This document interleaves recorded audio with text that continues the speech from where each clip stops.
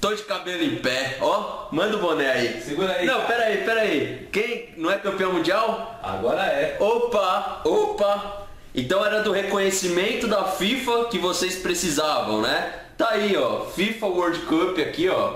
Ó, perfil oficial da FIFA no Instagram. Maracanã Stadium, eles colocaram o local. E a FIFA fez o reconhecimento do nosso título mundial de 1951 em cima da Juventus da Itália. E o mais legal aqui, ó, é como eles começam a frase aqui, né? Como eles começam o post.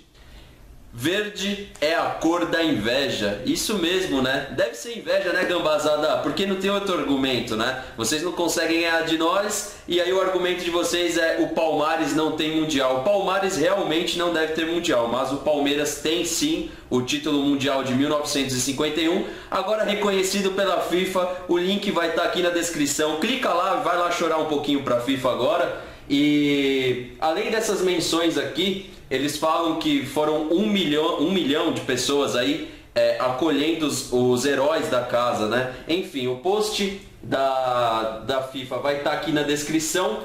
E eu queria saber qual que é o argumento da gambazada agora, hein, gambazada? Vai chorar pra quem agora? Fala pra mim. O Palmares não tem mundial. A lista seleta de clubes brasileiros campeões mundiais ganhou hoje mais um integrante.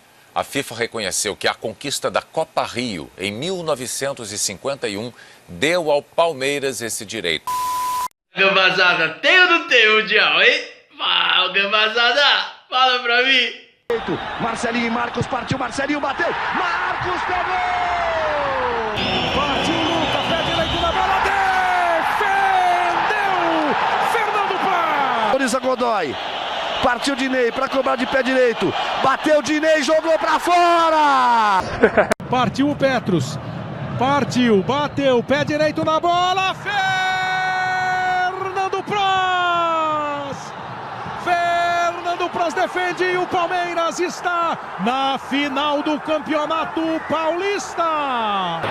Foi para Moisés, a defesa de volta e a recarga excelente Cleiton Xavier.